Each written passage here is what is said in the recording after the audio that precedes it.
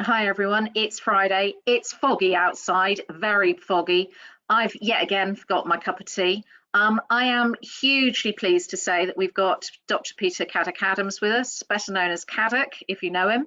I've never called him Dr. Peter Caddick-Adams. We have known each other a long time. We first met in the Gulf War, where we sat of an evening with our backs against a very large warehouse, watching jets fly out of a major campaign headquarters and discussing the rightness of wrong and what was going on in the world and indeed history. And ever since, we've worked together, not as often as I would like, but worked together, particularly when clients have asked us to talk about leadership and communications and things like that, but in a different way. So really, Peter's here today to talk with us for the next half hour or so about this thing called a battlefield tour or a staff ride, they can be called, what they're about, what's the purpose, and why people would choose to use these rather than anything else. Now, I know we've got some of you listening in today live, which is great. If you have any questions at all, please just pop those into chat and I'll pick them up and throw them at Peter. He is sat on the Hampshire-Wiltshire border, not literally, but his house is somewhere in that region. So I think he's in the middle of nowhere, country-wise. So he does occasionally go out with regards to Wi-Fi. So if that happens, he's going to cut his image and continue talking without his image up. But please do feel free to jump in at any stage and ask the question. So my opening question, Peter, is what were you doing last year? Last year, I was on a lecture tour of the United States. So this time last year, I had just sat down to Thanksgiving dinner with some friends of mine on Capitol Hill, very different atmosphere in Washington, D.C.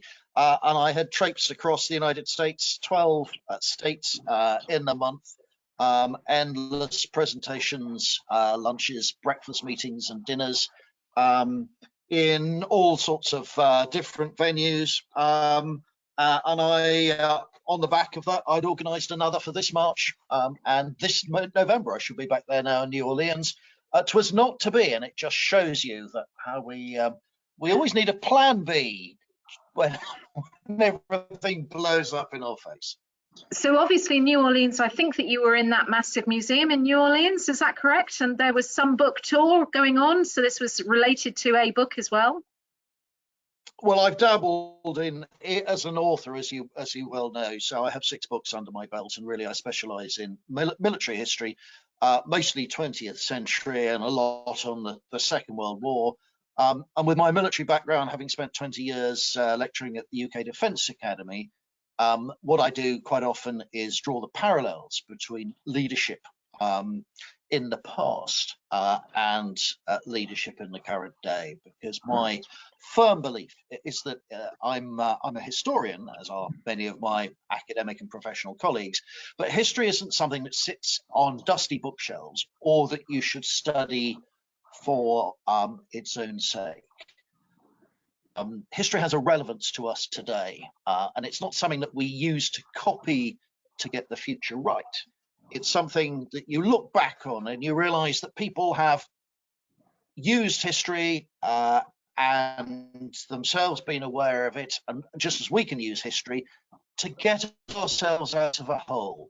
Whatever situation you're in, whether it's military, whether it's in some aspects of business life or leading people in any different environment, somewhere in the deep dark mist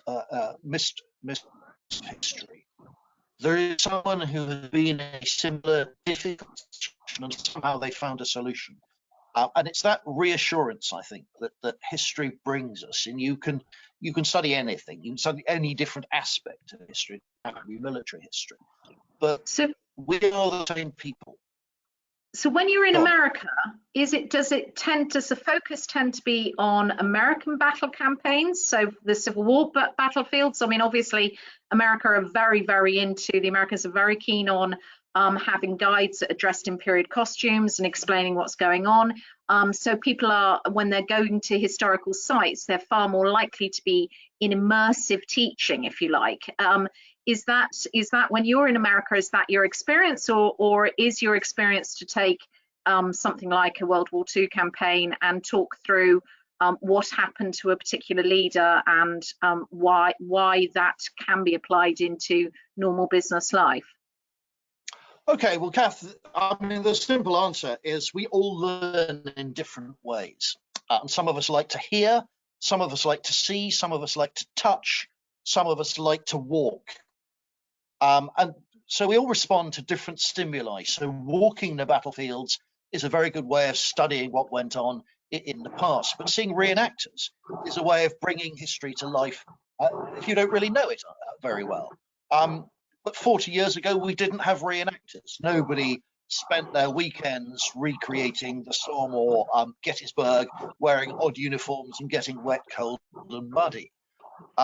So that's an extension. It's something new that we bring to the learning experience.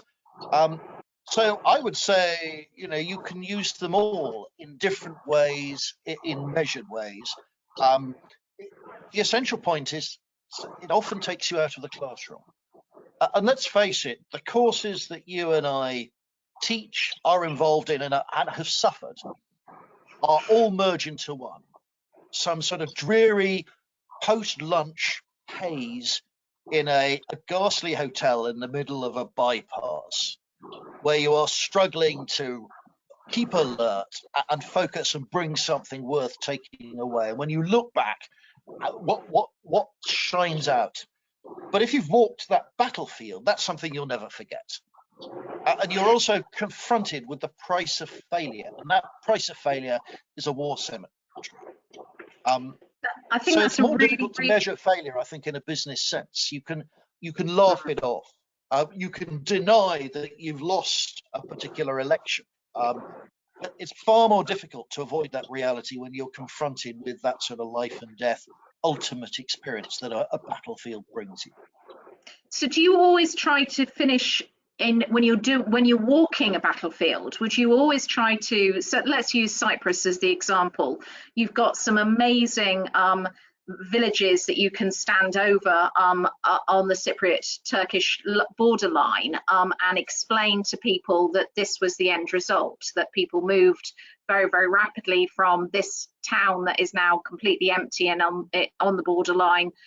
Would that be the end position for most of the pieces or the walks? Would it be to take them to something where they can visualize something?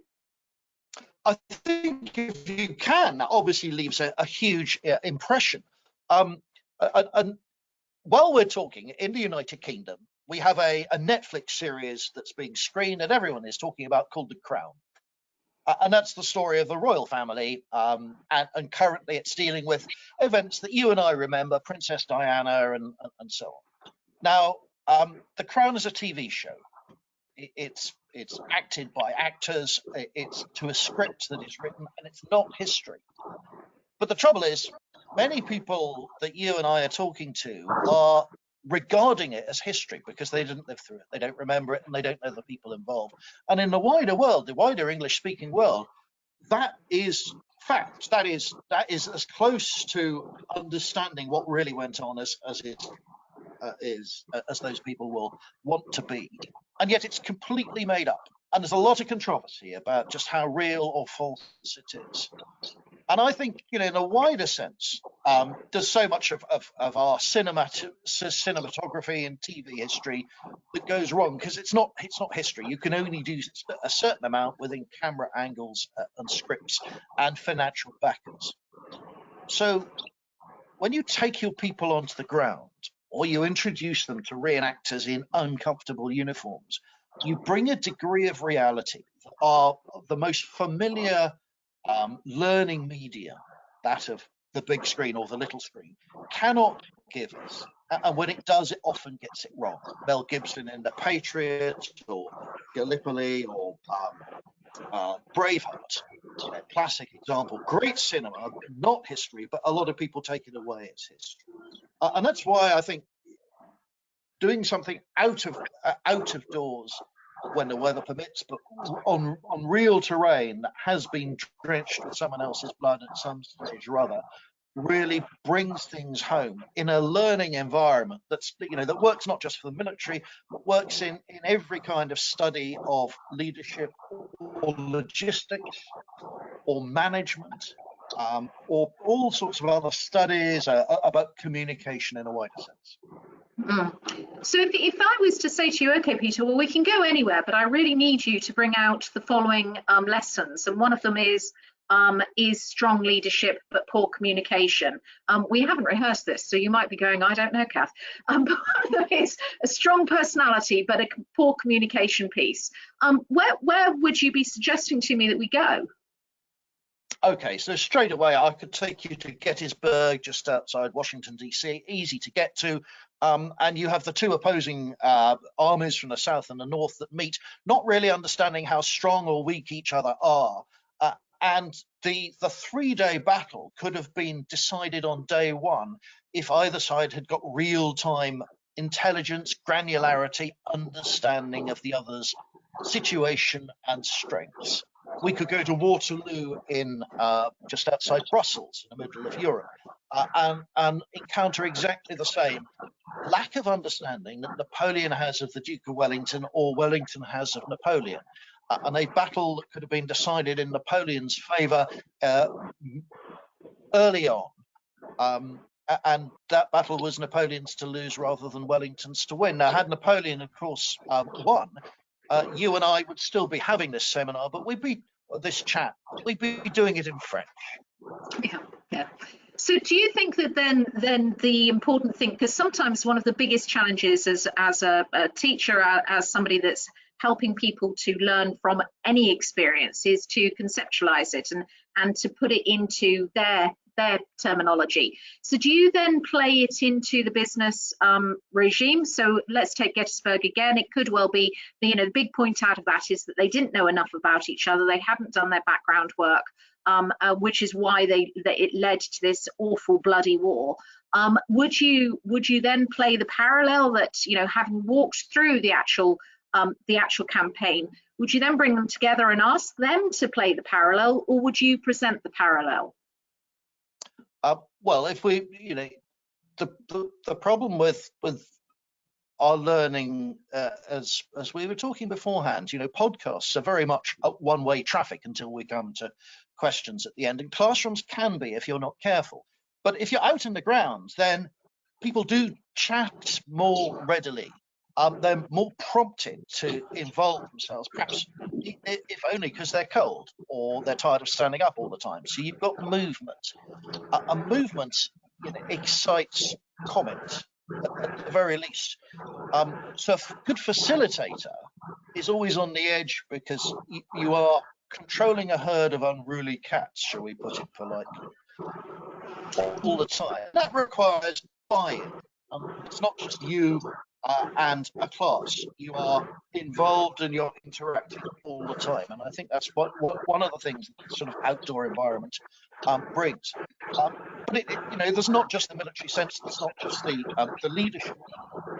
It gives you opportunities to explore all sorts of other directions. So the civilian costs, the collateral damage to the local population is something that historians are turning more towards. So we don't just look at the military piece, the civilian piece as well. If we're coming to sort of diversity, once you're on the ground and you study different soldiers or personnel in the about, it's amazing how colorblind military history really is. And there are people from every different race and creed in a battlefield that you don't really expect. And the same with gender. Gender is far more fluid in military history than you ever actually expect. And that's easier to tease out on a battlefield. The role of females in military history isn't relegated to nursing at all. There are plenty of people who stepped up to the mark and led good people in battle or decided a sort of turning point in a crucial moment. And this is much more easy, I think, to bring out and to do it less self-consciously. It's far more of a sort of natural exploration of people and gender and colour. And I think that takes history, military history specifically, away from, again, the dusty shelves of a male-dominated environment and makes it very much more 21st century and relevant to us all. I mean, it's really interesting, isn't it? Because for me, a lot of this is about storytelling. And if you look at the way lessons used to be passed and still are in a lot of areas of the world, it's about storytelling and allowing somebody to be immersed in the story. It doesn't really matter if it's historic. I mean, my husband is a big, big fan of zombie apocalypse books, and indeed his present fantasy books that he's reading is something to do with some type of campaign that's being fought in the future, but it's basically Romans in space. So the author has taken the concept of some of the Roman history and has put it into a space scenario. But this concept of storytelling allows you to really consume the idea and then you start to internalize it, reflect it, and actually apply it into another organization. Is that what you're seeing with people? Yeah, and in fact, I'm a great fan of this. So you can explore strategy and tactics in Lord of the Rings or Star Wars just as well as you can of Napoleon's Empire, the American Civil War, or the battles against Germany in the Second World War. I mean, there's a book that's recently out, which is all about the strategy of Star Wars, and in fact, it's much wider than that. But it looks at the whole business of campaign planning, of leadership, of logistics, but set in the sort of mediums that we know. I think Zombie Apocalypse probably features there. Star Wars certainly does. Doctor Who and the Daleks.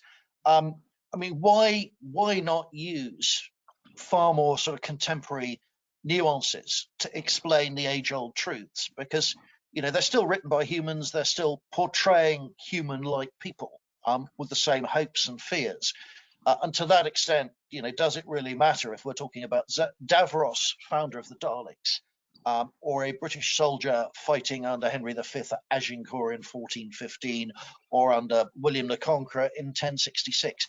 And I would say no, it doesn't. And if it gets your point across, then so be it. That's absolutely wonderful, and it just means that you're buying in. You're getting the buy-in from so many more people. Why quote a dead Prussian? I mean, we all love a bit of Clausewitz every now and again, but why quote a dead Prussian if no one's even heard of Prussia, much less can get their head around exactly what Clausewitz is saying, or an ancient Chinaman, Sun Tzu, when you could easily reach forward to characters from Star Wars who are still given the same home truths. So I'm quite at one with your husband. I'm less keen on the zombies themselves, but the environment I really don't have a problem with that. Yeah, it's really interesting, isn't it? And the other thing that I always find when he's making me troop around historical sites, because we seem to do that routinely on holiday, is that it's really good to, on occasion, see the distance between things. The geography of the place actually makes a big difference as well. So, and this is a course that you and I have discussed and have taught on previously for us. One of the big challenges that people don't seem to have any concept at the moment of geopolitics. So it's not just history, but it's also the geography of the place and how that will change what actually has happened and the peoples and the movements. And for me, that's also a big part of understanding why things have happened and why things might happen in the future. I don't know if you agree. Well, geopolitics seems to have gone out of fashion, which is a great shame. And what it is, for those who aren't quite sure, is it's not only looking at political terrain and geographical terrain around the world, but human terrain as well. And if you bring that all together and you study that through the prism of international relations and war studies, really that's what we're talking in terms of geopolitics. And what it does give us is that certain points in the world are flashpoints where cultures meet and where geography channels confrontation. And we only have to look around as you and I are speaking, and we've got flashpoints that have just finished in Armenia. We've got more that are just underway in the oldest African country, Ethiopia, on the border with Eritrea. So, and these are not new. These are long feuding areas. I mean, Cyprus, you mentioned earlier, another front between the Christian and the Muslim world. And that's not going to go away anytime soon with the current leadership in Turkey and squabbles over resources. And today it was oil, it's oil, but in the past it's been water, it's been trade routes, it's been olive oil, whatever. And that's what history gives us, a sense that there are bigger wheels. So we worry about who the next American president is about to be and what his policy is or will be, and the immediate past one.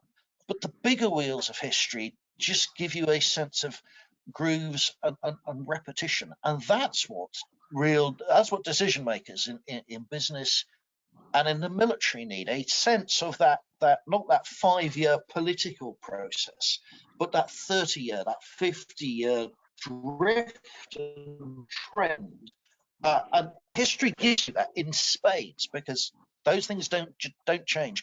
And in some ways, Roman emperor sitting there in all his grandeur wherever would understand the world today. That the clothes have changed, the technology's changed, but actually people's anxieties and the clash of cultures hasn't. So much is very, very similar.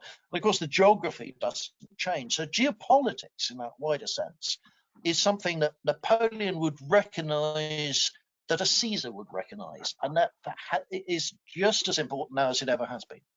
Yeah, we've got a comment coming in that somebody says that Paul's saying that he's a huge fan of overlaying contemporary leadership theory onto historic events and battles to draw out relevant lessons for business. He believes it's a very powerful vehicle that is remarkably memorable. That's the way you say it. I think that you'd agree.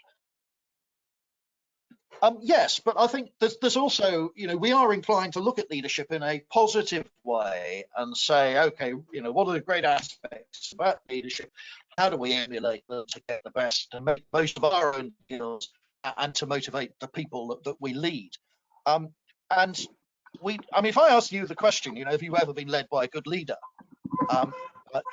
You might pause and wonder, and if I turn the question on its head and say, have you ever been led by a poor leader? It's usually easier to visualize the poor leadership than it is the good. And so I sort of say there are 10 diseases of leadership. I mean, leadership is a disease that can be very, very toxic. And you can be carried away in the euphoria of someone who is leading you in a very positive way, but it may be in the wrong direction. And the attributes that they bring, particularly in terms of charisma, may actually be toxic. And I think we're seeing, quite a bit of this politically across the Western world and elsewhere, in a way that we, if we take a step back and look, we might be sort of surprised. And what we need to do is, there's nothing we can do about that, but make sure that we're emulating what we think good leadership is all about. But you can only identify what good leadership is if you study what poor leadership is.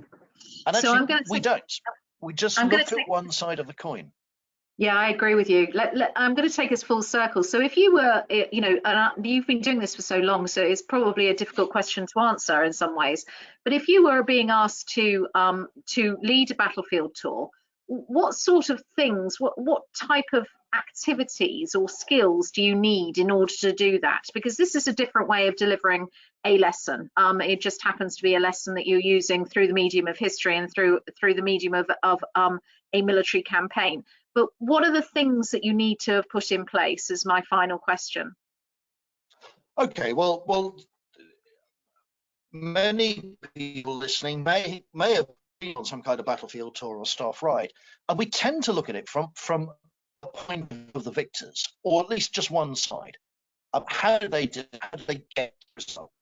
And you need to gameplay this from both sides, so each side gets an equal shout, because no one wants to be the individual who ends up losing or making the mistakes. And you can do this counterintuitively. You could look at Rommel or Montgomery fighting in the 1940 campaign in France. And rather than look at what they did well, look at what they did poorly, because both made mistakes. And they come through to us as two similar individuals, both born around about this time of year in November birthdays, within a few years of each other, but they're actually very, very different people. One of the things we bring out in studying leadership is the different levels it works on, whether it's tactical, operational, or strategic.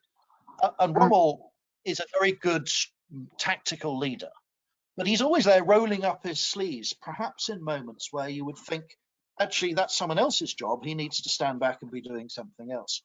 Whereas Montgomery is operating at a higher level. He's a good operational commander, and understands the bigger picture all the time of logistics. But he never gets politics.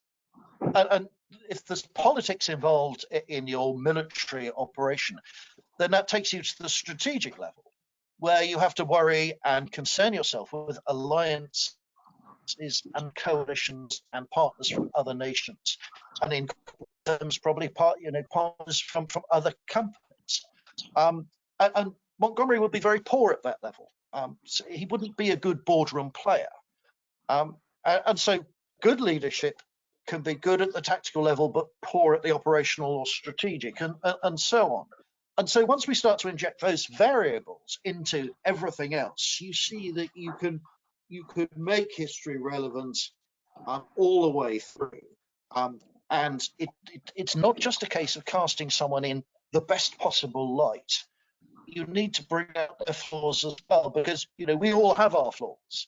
And it's unrealistic for people to go home and say, right, I want to be like whoever it was we've just studied, because they come with negative attributes as well as positive. And what we want to do is not copy them, but recognize and give a rounded summary, I guess.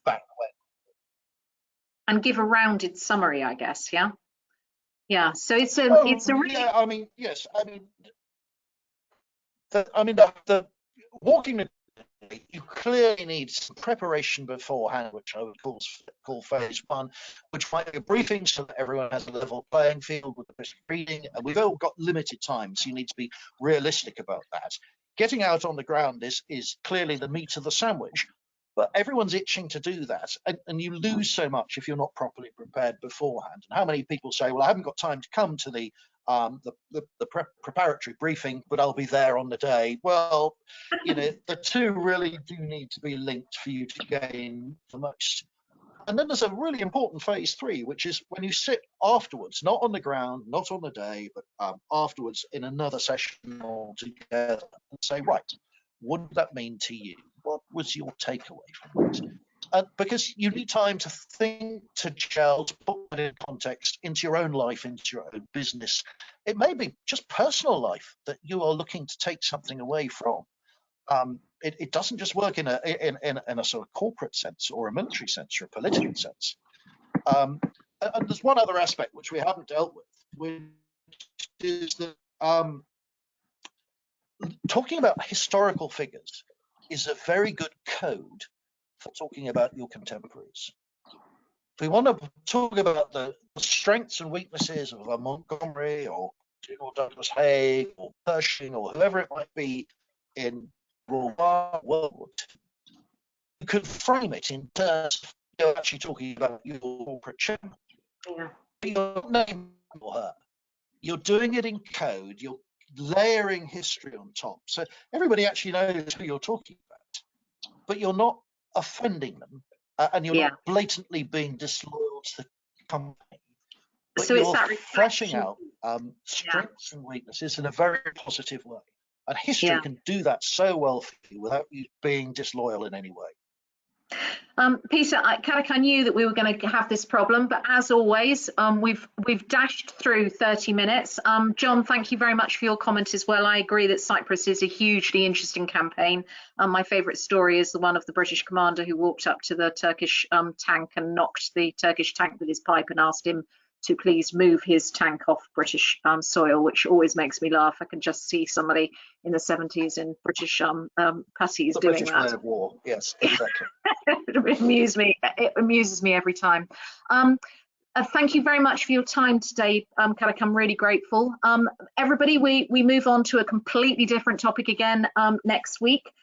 Caroline's back talking about apprenticeships. She has a employer with her, an employer that's only employing apprenticeships for a set amount of time. So they bring them on in order to allow them to gain additional skills and knowledge. And she is keen to talk through how that works and how that might work for you.